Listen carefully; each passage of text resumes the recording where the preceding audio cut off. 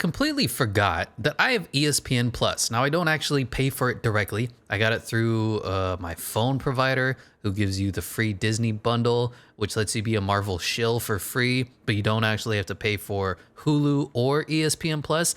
How lucky is that an NBA mock draft came out for ESPN Plus users only, written by Jonathan Givony and Mike Schmitz. I don't really know much about them. I don't know if they're going to be good scouts or bad scouts, but hey, who knows? This came out on April 25th, so still in the playoffs. That's why there hasn't been a lot of draft content recently. We've been looking and watching, and these playoffs have been crazy and they've been wild. So we will be picking up the draft a little bit as this preseason, postseason starts to continue and the draft deadline looms. Let's just hop into it. Let's see what these two authors, NBA scouts, what have you, have to say. As the NBA playoffs continue, the draft lottery is on May 17th. The actual draft is in June, I want to say. Yeah, June 23rd. We have a little bit of time. And let's go ahead and look at number one. So the ESPN draft experts, Jonathan Givony and Mike Schmitz, have spent the season evaluating all the prospects. Well, I hope so. That's your fucking job. Anyway, let's look number one overall. So we're going through win-loss record. This is how I do all the rebuilds. I make sure that each team has their draft order in, let's see if I can find it. Basically using this order, so it's win-loss record and what position they have the best odds. This isn't how it's going to break down in the lottery, of course, but you never know how everything goes. So we're just going to go by win-loss, and the Rockets had the worst season whatsoever, and number one is going to be Chet Holmgren. Now, I disagree with this wholeheartedly. I know he's a one-of-a-kind NBA prospect, according to Jonathan Givony 23 days ago. I understand that. But his offense doesn't really translate. He is stupid skinny. The one thing that I do think is elite that's going to go over to the NBA with zero problems is his shot blocking ability. He is a legit rim protector, of course, because he's like 7'6" and he has the longest arms in the history of basketball. Now, I think worrying about his skinniness as far as getting hurt is a little bit overblown, but I'm a little worried he's going to be more Alexei Pokusevski than Evan Mobley. He's longer than Evan Mobley. He's skinnier than Evan Mobley. His offensive game is even worse than Evan Mobley. Being 7'2" tall isn't going to translate very well offensively. Any defender who's slightly shorter than him can poke away at that ball. He doesn't have a back to the basket game.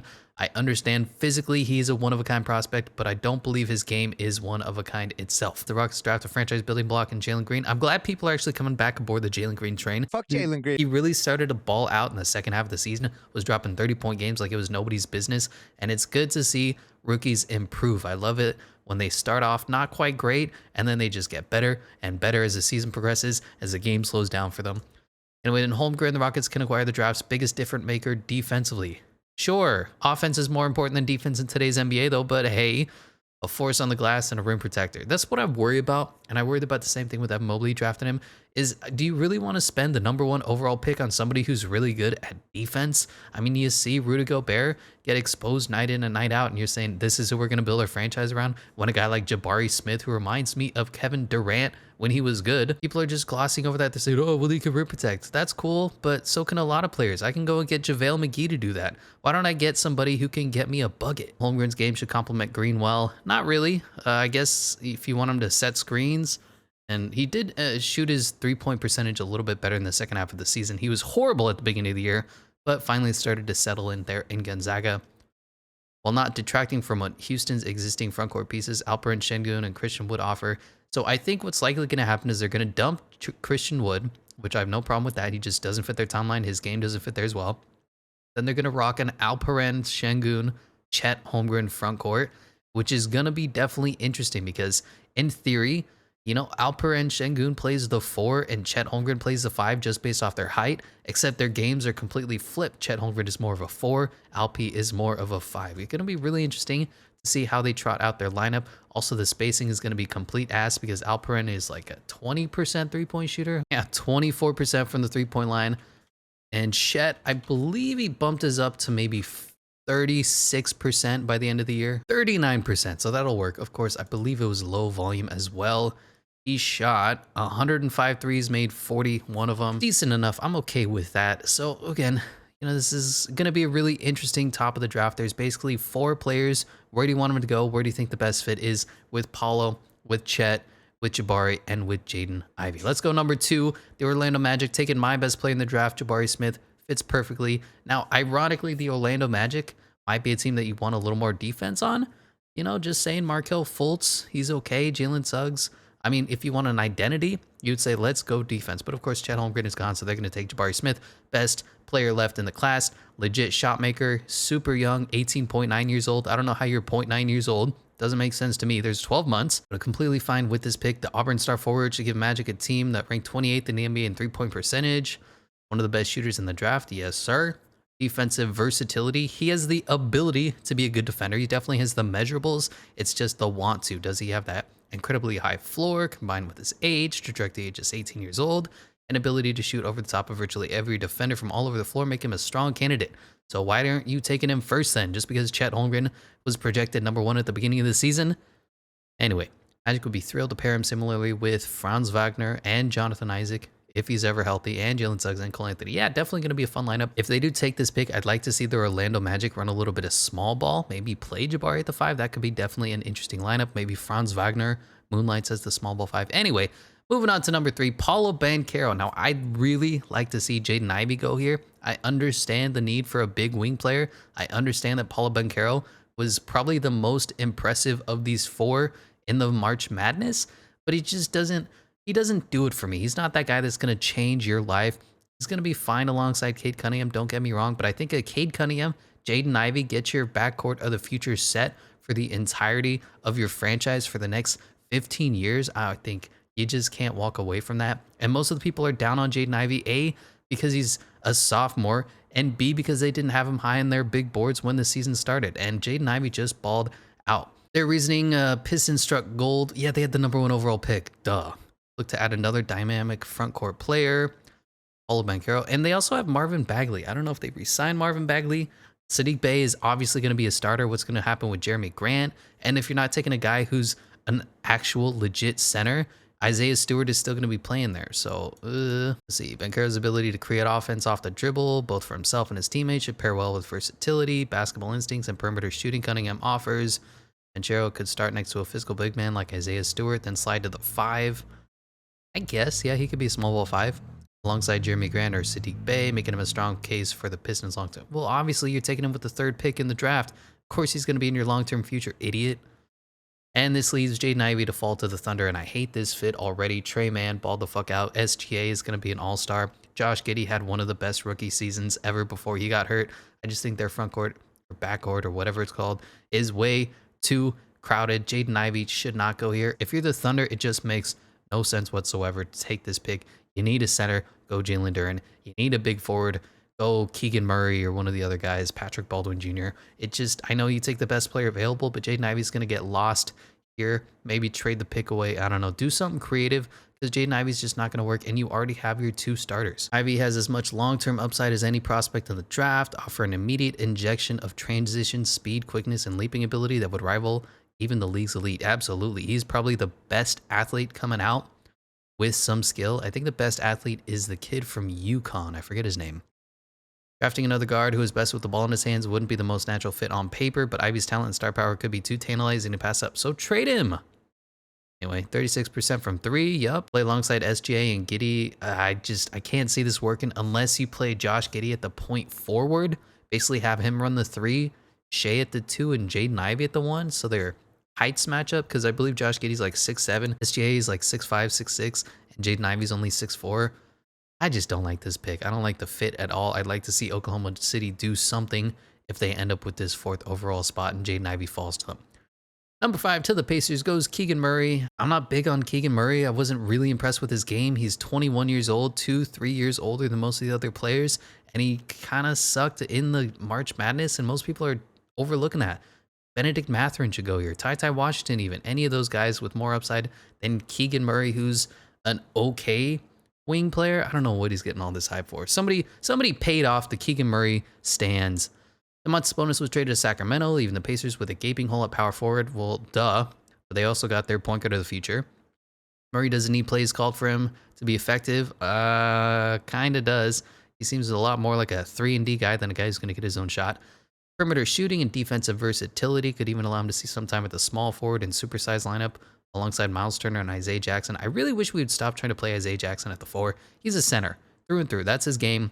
I know he's a little undersized, but he's got the jumping ability to be a rim protector. Let him back up Miles Turner. If you're going to draft Keegan Murray, then he's going to play at the 4. I just not feeling impressed with him. Really, this draft is 4 legit starters starting day 1. After that, you kind of got the rest of the pick of the litter. I'd go any other direction than Keegan Murray here. Probably Benedict Mathurin if I had my choice. Or Shadon Sharpe. Trade away Malcolm Brogdon, take Shadon Sharpe. Number 6 to the Portland Trailblazers. The goes Shadon Sharpe. With the Trailblazers clearing the books and going younger and more development focused at the player at the moment, 18-year-old Shadon Sharpe makes a lot of sense here.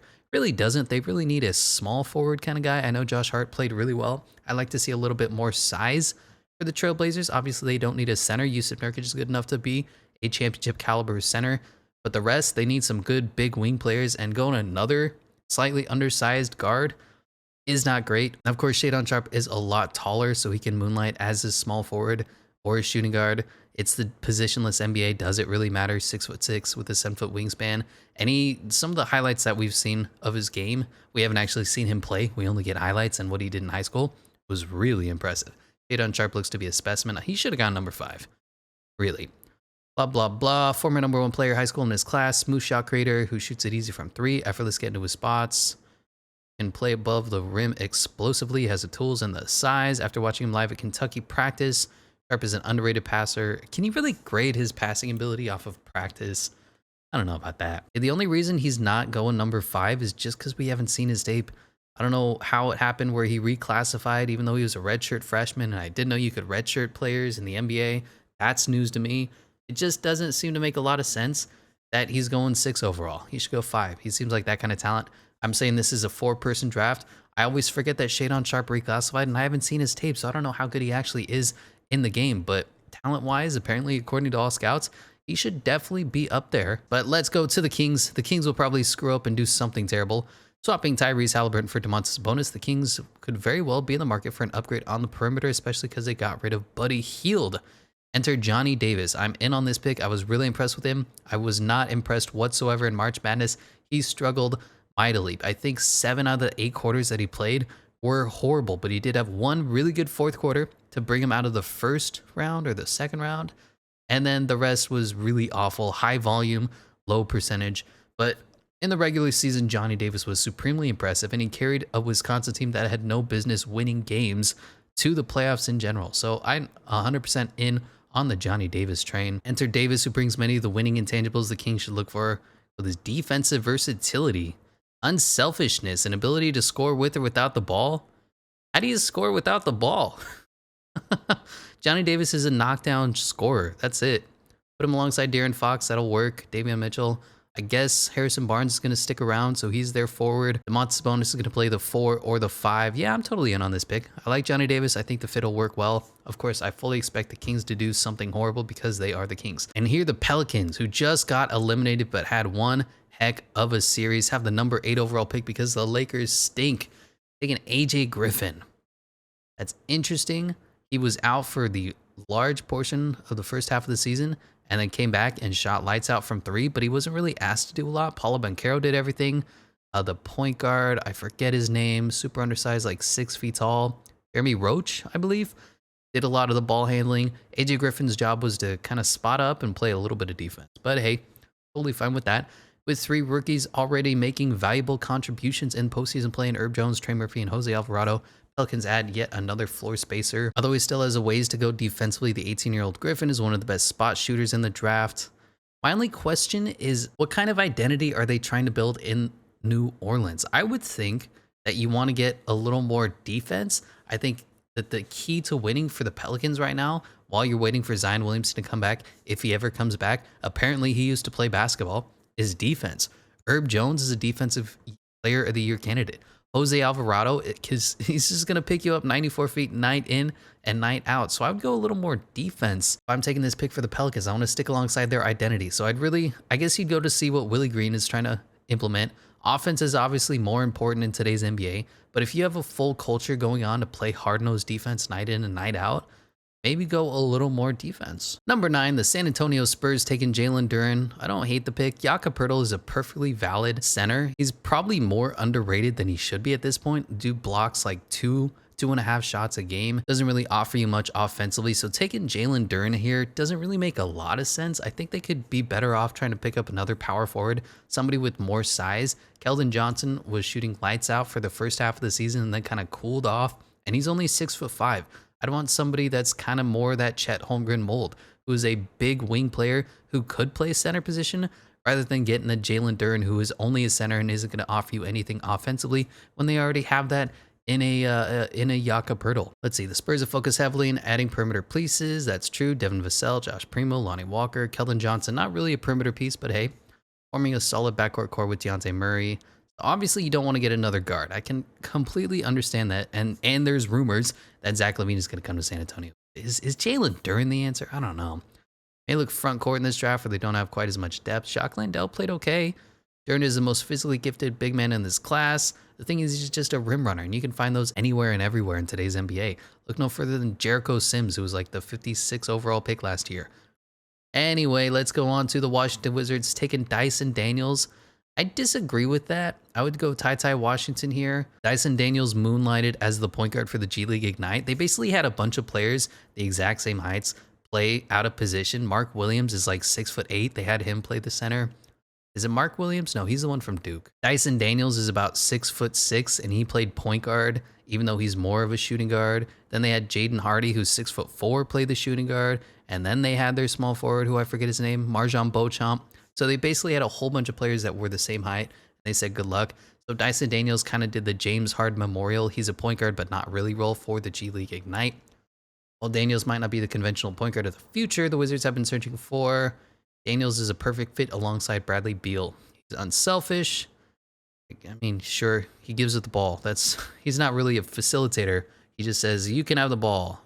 I guess that's good enough. Daniels doesn't need the ball in his hands to be effective. He's a smart cutter, active rebounder, improved shot. I just think it's too early for Dyson Daniels to go.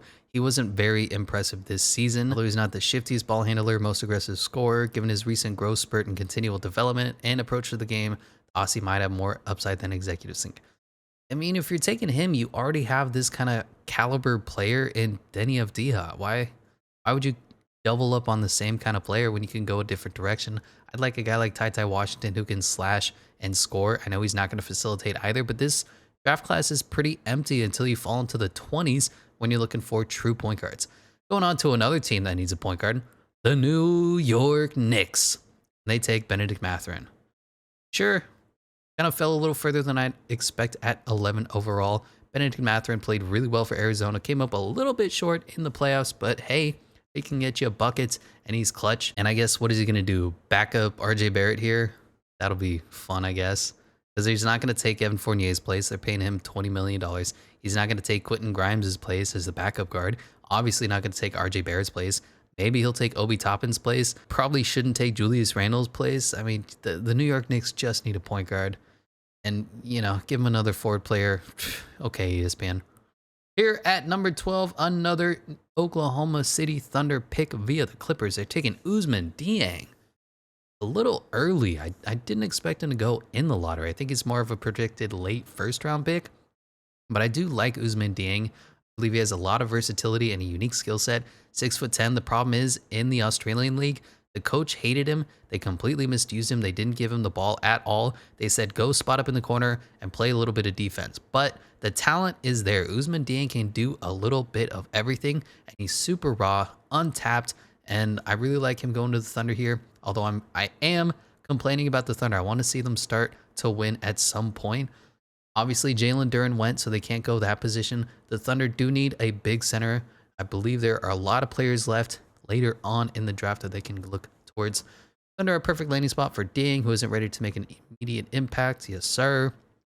6'10" with a 7-foot wingspan. He's not the rebounder or physical stopper that he could be quite yet.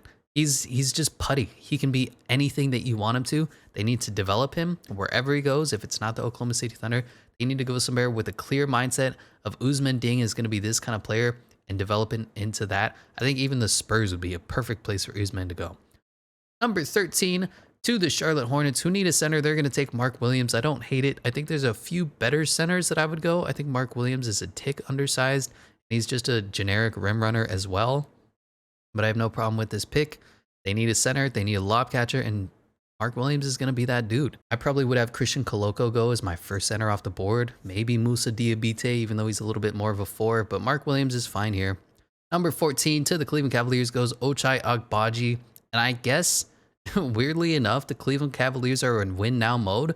So they take the most NBA ready player with the last pick of the lottery. And I don't hate it. Ochai Agbaji is a very impressive player out there in Kentucky. And he's going to give him some good wing depth, give him some good size. He can back up Karis LeVert. He's bigger than Colin Sexton, plays great perimeter defense. I really like this pick. And, you know, unlike Isaac Okoro, he can shoot the 3. Number 15 goes Jeremy Sochan. Okay. Not sure how I feel about this. They already have guys like JT Thor and Kai Jones, who basically are the exact same player with now a year of experience under their belt. But sure, Jeremy Sochan works. He's just a freak athlete. And I guess they're still rebuilding out there in Charlotte. I figure if you have LaMelo Ball, you're starting to say, all right, we should start making moves to look to be a win now team. But hey, take super raw players that who knows what they're going to be in 7 years.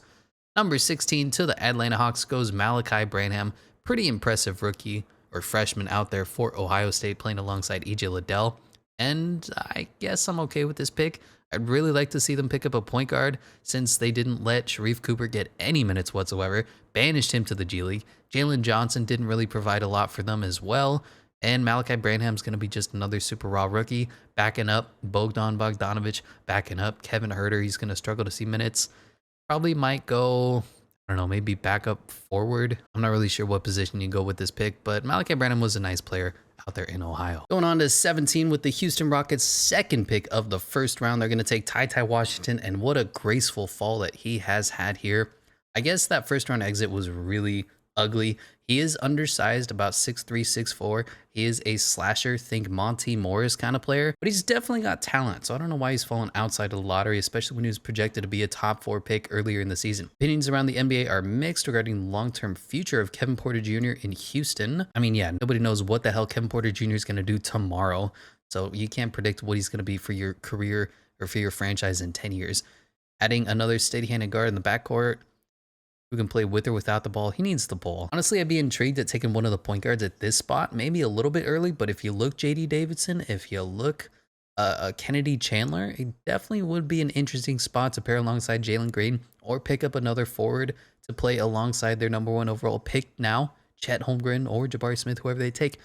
But I don't hate it. Tai Washington here is fine, especially given the value. This is great at 17. Moving on to pick number 18, the Chicago Bulls taking Tari Eason, and I don't know what the infatuation is with him.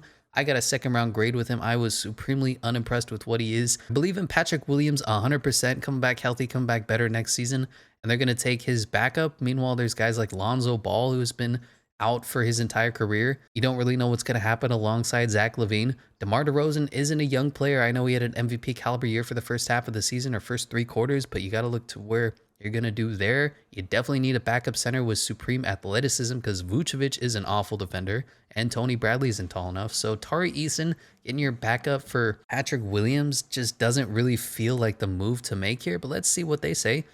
Ranked 23rd in defensive efficiency. Could use another versatile wing defender like Eason. Well, more of a 4-3 at the NBA level, a spot currently occupied by Patrick Williams. Eason played a fair amount of small ball 5 in college. He's not the most polished ball handler or decision maker. Had his fair share of no-show games at LSU, but can add value as a transition finisher, rebound cutter, and occasional spot shooter. I don't like the pick. I feel like there's so many different directions you should go, and getting Patrick Williams as backup isn't the move to make. Looking on to the Minnesota Timberwolves taking Nikola Jovic, and I'm super interested in where he's going to go because he needs a little bit of time to develop. He's super raw, doesn't have a lot of athletic upside, but he's got a great feel for the game. And he's one of those players that you really want to see what he's going to project out to be in about 5 years. After an encouraging season, the Timberwolves may look to bolster their depth at the forward spots with another dynamic shooter who doesn't need the ball, who can facilitate for others, will slide in nicely between Jalen McDaniels and Jared Vanderbilt. The thing is, the Timberwolves need to figure out what they're doing with Jared Vanderbilt and Jalen McDaniels. They're basically set at every position. You could use another 3-point shooter to back up or pair up alongside Malik Beasley when he's having an off game. D'Lo's going to play the 1 with McLaughlin backing him up. Anthony Edwards is going to do everything. Karl Towns is going to be great, and Naz Reid is a great backup center. So you really need a little bit 3-point scoring, and you need to figure out what you're doing at that power forward position. I love the pick, though, because I really like Nikola Jovic, and I'm wondering I'm hoping that the development team out there in Minnesota can do good for him. That's not a great sense, but you know what I mean. Going on to number 20, I absolutely hate this pick. Kennedy Chandler. They already have Trey Jones, who they've been developing for like 7 years. They already have Dejounte Murray, who's an all-star point guard. And now you're going to take the probably best point guard in the class and banish him to be third string? No.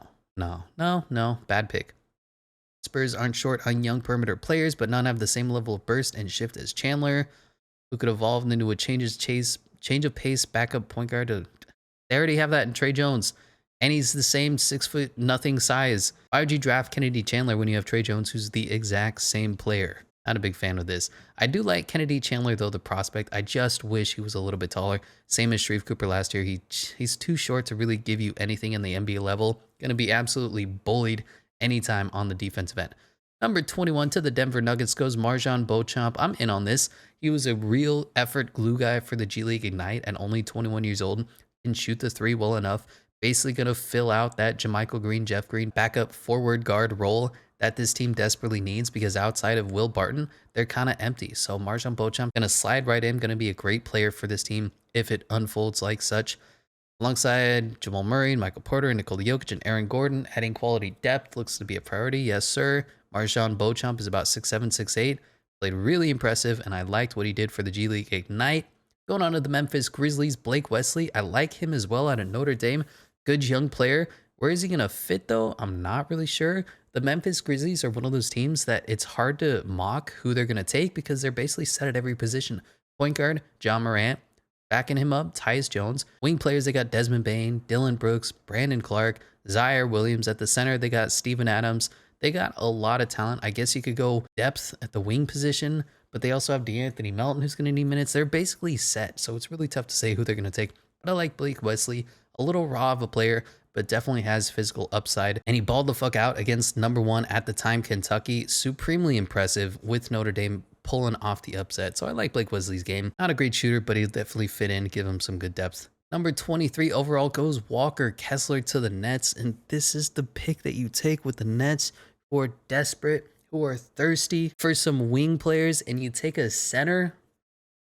Jesus. With all the Nets center options on expiring contracts, it would certainly make sense to look at the position. They literally just drafted Day'Ron Sharpe. This is a terrible idea. Now, if you think, okay, they're going to start playing inside out basketball, they're going to drop it into the post, give it to Walker Kessler, and say Kevin Durant and Kyrie Irving clear out of the way, then I guess this is the move to make. Otherwise, you want a guy who can play on the wing, who can shoot, who can defend, and maybe set some screens while he's a little bit taller than, how tall is Seth Curry? 6'1". Get some size on this team, get some versatility. Don't get a freaking center who's like 7'2". God, okay. Walker Kessler was the best defender in college basketball this season. Forces rim protector. I mean, he's tall. He's not a rim protector. He's just tall, so he can kind of bob on out there and slap the ball away. Brings upside as a pick and roll finisher and even as a perimeter shooter. Not really. 20% from the three-point line, and you're like, yeah, he can shoot from the perimeter. Okay, ESPN, this is where you're starting to fall apart. Number 24, EJ Liddell to the Milwaukee Bucks. I guess I like this. He's going to do the same thing that Bobby Portis does. The dude is a big physical specimen, super undersized. They kind of already have that in Sandro Mamukelashvili, but EJ Liddell was very impressive as well at Ohio State. I like his prospect. Let's see how you defend this. The Bucks are in the midst of a championship window, making mature NBA-ready prospect like 21-year-old Liddell incredibly appealing. I guess that makes sense.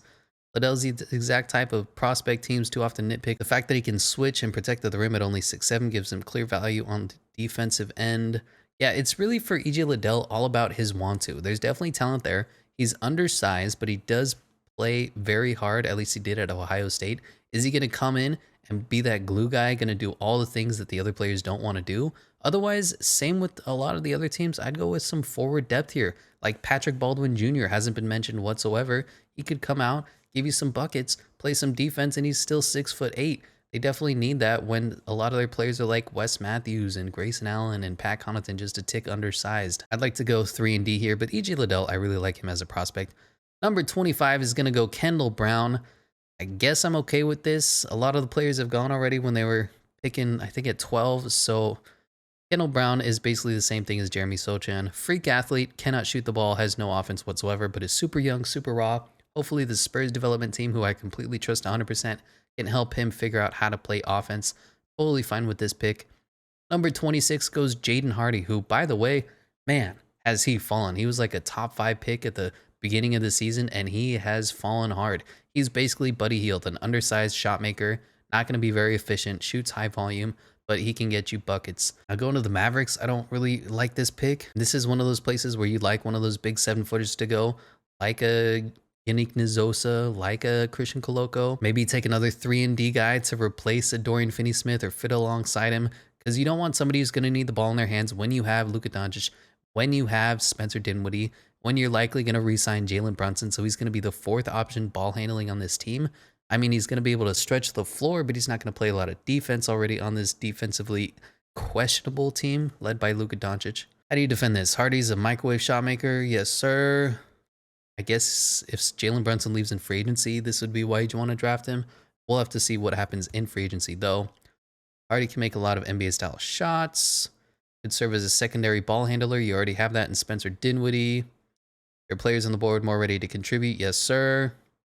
Who entered the season on his top 5 pick, fell off. Successive guards like Jordan Poole bodes well for... Jordan Poole is nothing like Jaden Hardy. Jordan Poole is a great athlete. He's got supreme quickness. He's got that stop-start speed with those long legs and those ridiculous strides that a lot of people underrate when they're grading Jordan Poole, as well as his shot-making ability, and he's becoming Steph Curry Jr. Don't compare anybody to Jordan Poole other than Jordan Poole. Jaden Hardy definitely is not that player. Number 27 goes Trevor Keels, a very solid wing player, 3-and-D, shooting guard, basically Gary Trent Jr. from what I have, with their mentality culturally and have room to grow and their strong player. I just don't see why, if you have Max Strus already and you have Tyler Hero, you're going to get basically the same player again. Go for a backup point guard, somebody who's going to soon replace Kyle Lowry at some point.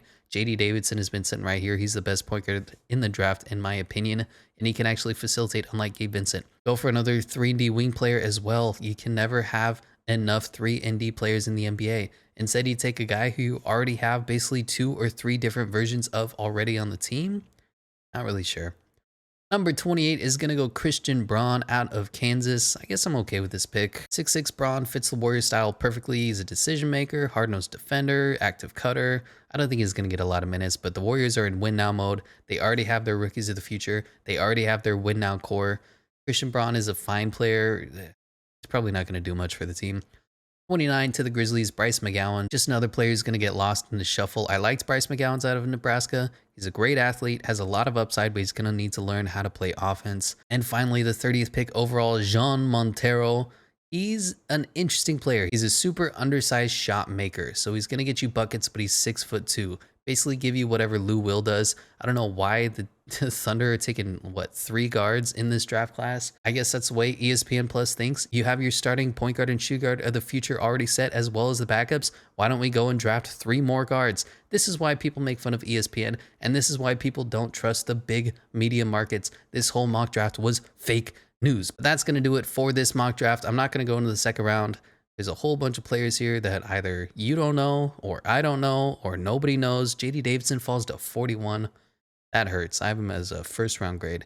Anyway, that's going to do it for me. Let me know what your thoughts are, what you agree with, what you disagree with, and I'll catch it in the next one.